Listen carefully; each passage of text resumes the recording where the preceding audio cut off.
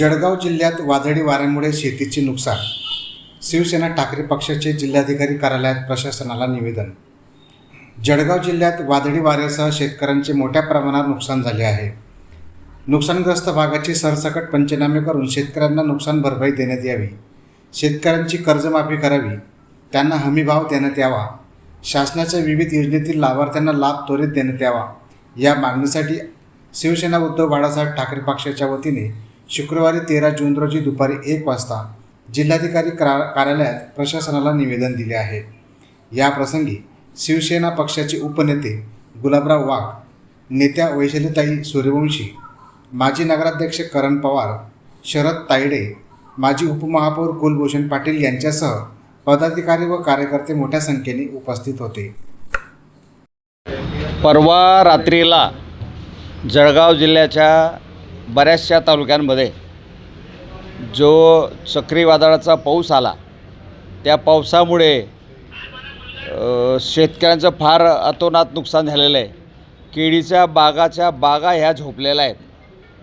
सकाळी मी जवखेड्या गावाला जाऊन आलो आणि त्या गावाला म्हणजे अक्षरशः म्हणजे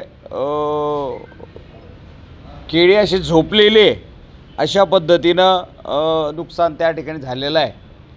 आणि मग फळबाग असेल, लिंबू असेल, मोसंबी असेल, ह्यासुद्धा त्याच पद्धतीनं त्याचं नुकसान झालेलं आहे. आणि दुसरी काय अशी आम्ही मागणी केली की उद्धव साहेबांच्या काळामध्ये 2 लाखापर्यंत शेतकऱ्यांची कर्जमाफी ही एका थंबवर झालेली होती.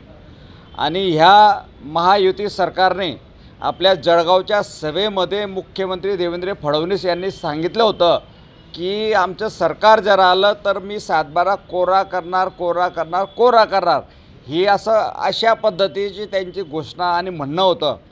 आणि लाडक्या बहिणीला 2100 रुपये देऊ, पण 2100 तर दिलेच नाही. पण जे दिले 1500 तेही 4 महिन्यापासून पैसे नाही. प्रोत्साहन अनुदान उद्धवसाहेब ठाकरेंनी त्या काळामध्ये बऱ्याचशा शेतकऱ्यांच्या खात्यावर 50,000 रुपये जमा झाले होते. परंतु जे बाकी राहिलेले शेतकरी ते सुद्धा या शेतकऱ्यांना पैसे मिळाले नाहीत आणि ते सुद्धा मिळावे.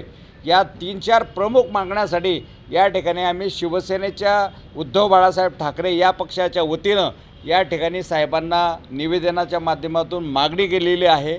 आणि या कर्जमाफीच्या संदर्भामध्ये, या नुकसान भरपाईच्या संदर्भामध्ये 8 दिवसामध्ये जर काही शासनाने पावले उचलली नाहीत तर येणाऱ्या 8 दिवसानंतर आम्हाला चक्का जाम आंदोलन हे छेडावं लागेल, हे मी आज प्रशासनाला या ठिकाणी सांगू इच्छितो.